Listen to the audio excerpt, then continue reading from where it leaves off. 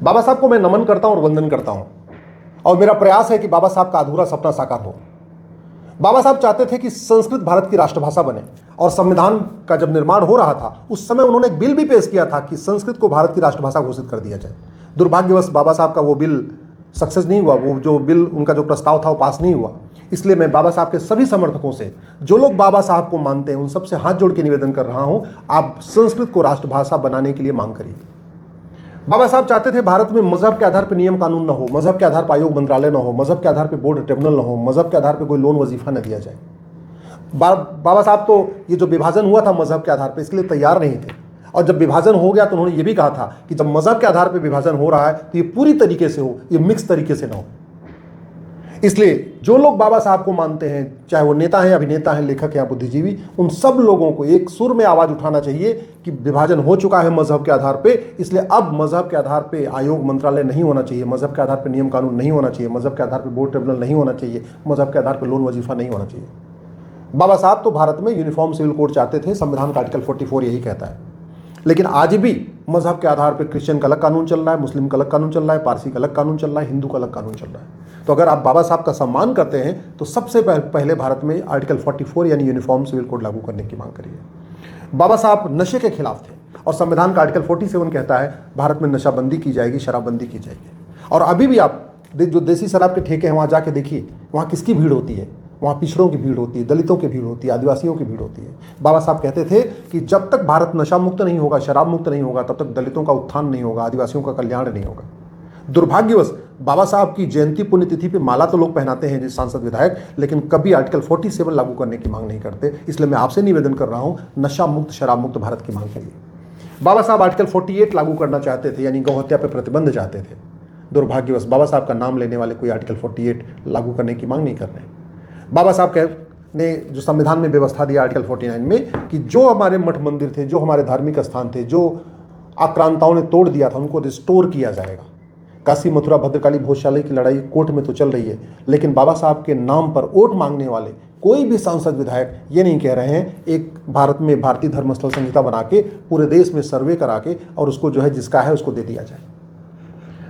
आज की डेट में दलित और पिछड़े सब ज़्यादा किससे परेशान है? तारीख पे तारीख से परेशान है, और 30 साल 40 साल मुकदमा चलता रहता है। जिसके पास पैसा है वो तो 30 साल 40 साल मुकदमा लड़ेगा, जिसके पास पैसा है वो डिस्ट्रिक्ट कोर्ट भी लड़ेगा, हाई कोर्ट भी लड़ेगा, सुप्रीम कोर्ट भी लड़ेगा। लेकिन वो गरीब दलित, गरीब आदिवासी, वो कहाँ से district court, high court, supreme court आएगा? दुर्भाग्यवश बाबा साहब के नाम पे सत्ता की चाह रखने वाले कोई भी भारत में जस्टिस विद इन लागू करने की मांग नहीं कर रहे हैं। सबसे ज़्यादा भारत में जो दलित और पिछड़े परेशान है वो भ्रष्टाचार से परेशान है। थाने के भ्रष्टाचार सबसे ज़्यादा कौन परेशान है? तहसील के भ्रष्टाचार सबसे ज़्यादा कौन परेशान है? कचहरी के भ्रष्टाचार सबसे ज़्यादा कौन परेशान है? चाहे वो लेखपाल है, चाहे पटवारी है, चाहे वो नायब तहसीलदार हैं, चाहे पेशकार हैं, चाहे तहसीलदार हैं, चाहे जो भी है। जिसके पास पैसा है वो तो पैसा दे देगा, दे के अपना काम करा लेगा। वो गरीब दलित, गरीब आदिवासी अपना काम कैसे कराएगा? दुर्भाग्यवश बाबा साहब के नाम पे सांसद विधायक बनने वाले कभी भी ये नहीं कहते चीन जैसा भ्रष्टाचार विरोधी कानून भारत में लागू किया जाए। भारत में जो रोड एक्सीडेंट हो रहा है उसमें सबसे ज़्यादा कौन परेशान है? रोड एक्सीडेंट में मरने वाले दलित पिछड़े भी हैं। रोड एक्सीडेंट का मूल कारण भ्रष्टाचार है। दुर्भाग्यवश बाबा साहब के नाम पे सत्ता पाने वाले, बाबा साहब के नाम पे सांसद विधायक बनने वाले कभी भ्रष्टाचार खिलाफ, रोड एक्सीडेंट के मुद्दे पे संसद में आवाज़ नहीं उठाते। भारत में मिलावटखोरी, जो 2 लाख लोग मरते हैं उसमें सबसे ज़्यादा कौन मरता है? शहर के लोगों को तो शुद्ध चीज़ें मिल जाती हैं, सारा मिलावटी दूध, मिलावटी घी, मिलावटी मक्खन, मिलावटी तेल, मिलावटी मसाला, मिलावटी दवाई, मिलावटी इंजेक्शन, सब कहाँ बिकता है? गाँव में बिकता है। कहाँ भी? दलितों की बस्तियों में बिकता है, आदिवासियों की बस्तियों में बिकता है। इस मिलावटखोरी के खिलाफ कोई भी अम्बेडकरवादी बोलने के लिए तैयार नहीं है। इसलिए मैं आपसे निवेदन कर रहा हूं, इस मुद्दे को उठाइए।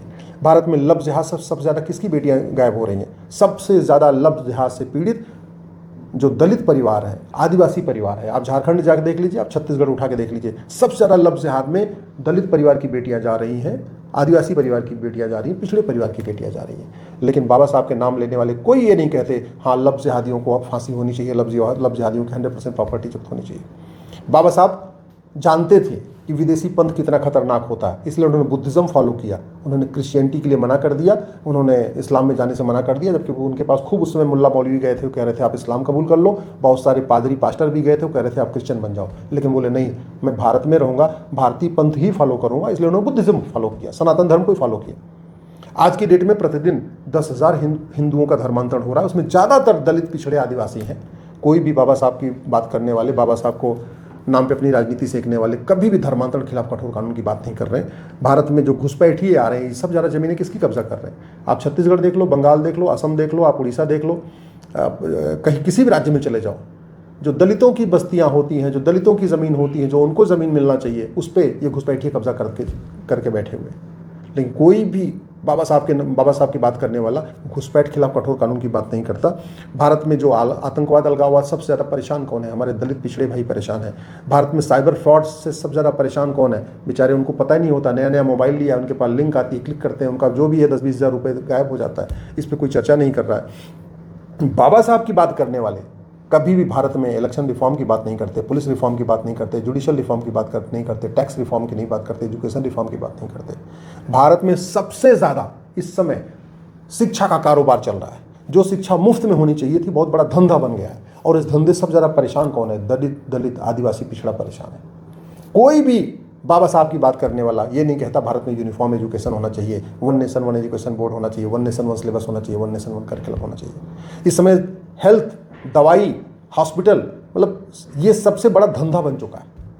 आज की डेट में जो गरीब दलित हैं, गरीब पिछड़े हैं, उनके पास इतनी हिम्मत नहीं वो खुद जाके इलाज करा सके। सरकार ने आयुष्मान कार्ड दे दिया, ठीक है, बहुत अच्छी बात है, देना चाहिए, गरीबों को देना चाहिए। लेकिन वास्तव में उन तक जो मदद पहुंचनी चाहिए, खासतौर पर जो सरकारी हॉस्पिटल बदहाल पड़ा हुआ है भ्रष्टाचार कारण, उससे सबसे ज़्यादा परेशान कौन है? दलित पिछड़े परेशान है। थाने के भ्रष्टाचार सबसे ज़्यादा परेशान दलित पिछड़े हैं। तहसील के भ्रष्टाचार सबसे ज़्यादा परेशान कौन है? दलित पिछड़े हैं।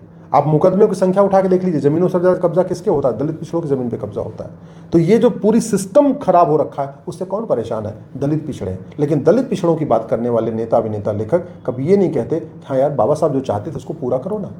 बाबा साहब एक स्वतंत्र भारत बनाना चाहते थे। स्वतंत्र का मतलब होता है स्वयं का तंत्र। इसलिए बाबा साहब भारत में गुलामी का नामो निशान मिटाना चाहते थे, गुलामी की कुरीतियां, गुलामी की कुप्रथाएं खत्म करना चाहते थे, गुलामी की शिक्षा व्यवस्था को बदलना चाहते थे, गुलामी की चिकित्सा व्यवस्था बदलना चाहते थे, गुलामी की न्याय व्यवस्था बदलना चाहते थे। स्वतंत्र का तो मतलब ही यही होता है ना। दुर्भाग्य देखिए, कुछ भी नहीं बदला। वही गुलामी की न्यायिक व्यवस्था, वही गुलामी की पुलिस व्यवस्था, वही गुलामी की प्रशासनिक व्यवस्था, वही गुलामी की टैक्स व्यवस्था, वही गुलामी की चुनाव व्यवस्था, सब कुछ तो गुलामी का चल रहा है। शायद बाबा साहब होते, अगर 10-15 साल तक कानून मंत्री बने रहे होते, ये सब चीज़ें ठीक हो जाती। तो बाबा साहब के नाम पे अगर आप वोट लेते हैं, बाबा साहब के नाम पे आप पार्षद बनते हैं, बाबा साहब के नाम पे आप प्रधान बनते हैं, बाबा साहब के नाम पे आप सांसद विधायक बनते हैं, तो कुछ तो काम करिए जो बाबा साहब की इच्छा थी। और कुछ मत करिए, कम से कम संविधान में जितनी बातें लिखी हैं उन्हीं को लागू कर दी। सबसे ज़्यादा नशा तस्करी से कौन परेशान है? दलित पिछड़े परेशान, उनके बच्चे ज़्यादा ड्रग एडिक्ट होते जा रहे हैं। सब ज़्यादा अश्लीलता फुहड़ता के सारे कौन परेशान हो रहा है? आप खुद ही पता कर लीजिए।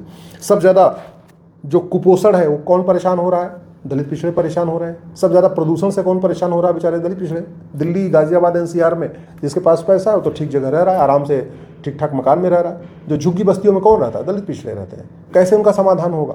अरे उसके लिए व्यवस्था करनी पड़ेगी। भारत का संविधान कहता है जनसंख्या नियंत्रण कानून बनाओ, कोई बाबा साहब की बात करने वाला कर नहीं रहा।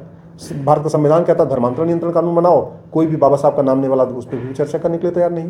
बाबा संविधान कहता है घुसपैठ नियंत्रण कानून बनाओ, बाबा साहब का नाम लेने वाले उस पर भी चर्चा करने के लिए तैयार नहीं। तो संविधान में बहुत सारी व्यवस्था रखी हुई है। अगर ये संविधान लागू हो जाए तो वास्तव में बाबा साहब का सपना साकार होगा। दुर्भाग्य देखिए, संविधान के वो 20% प्रावधान जो आज तक लागू नहीं हुए हैं, उस पर बाबा साहब का नाम लेने वाले कोई चर्चा करने के लिए तैयार नहीं। यहाँ तक कि आर्टिकल 351 कहता है कि देश के सभी नागरिकों को हिंदी और संस्कृत लिखना, पढ़ना, बोलना आना चाहिए। बाबा साहब का नाम लेने वाले उस पर भी बोलने के लिए तैयार नहीं है। इसलिए मैं आप लोगों से निवेदन कर रहा हूँ, ये जो ओट जीवी, नोट जीवी, सत्ता जीवी जो बाबा साहब के नाम पर अपनी दुकान चला रहे हैं, वो तो चलाएंगे, लेकिन कम से कम आप इसको समझिए कि भारत की असली समस्या क्या है, उसका समाधान क्या है। कम से कम भ्रष्टाचार खत्म होगा तो दलितों पिछड़ों का कल्याण होगा। संसद का एक सत्र भ्रष्टाचार खत्म करने पे, भ्रष्टाचार के मूल कारण अस्थायी समाधान पे बुलाना चाहिए। जनसंख्या विस्फोट रुकेगा, दलितों पिछड़ों का कल्याण होगा। घुसपैठिए भारत छोड़ के भागेंगे, दलितों पिछड़ों का कल्याण होगा। यहाँ जो ज़मीनों पे कब्जा किया गया है अवैध रूप से, वो रुकेगा, दलितों पिछड़ों का कल्याण होगा। लफ्ज़ जिहाद के खिलाफ कठोर कानून बनेगा, दलितों पिछड़ों का कल्याण होगा। धर्मांतरण के खिलाफ कठोर कानून बनेगा, दलितों पिछड़ों का कल्याण होगा। दुर्भाग्यवश जो मूल कारण है अस्थायी समाधान, उस पर चर्चा नहीं हो रही है। हाँ, मूर्तियाँ लगाएंगे, माला पहनाएंगे, ये करेंगे, वो करेंगे, सब कुछ करेंगे, नाटक करेंगे, दुनिया भर की करेंगे, लेकिन जो बाबा साहब असली चीज़ चाहते थे, जो उनका मूल सपना था, उसके ऊपर गंभीरता के साथ न संसद में चर्चा हो रही है, न विधानसभा में चर्चा हो रही है। इसलिए मैं आप लोगों से निवेदन कर रहा हूँ, इस वीडियो को अधिक से अधिक फॉरवर्ड करिए और कड़वा सच लिखने, कड़वा सच बोलने की हिम्मत करिए।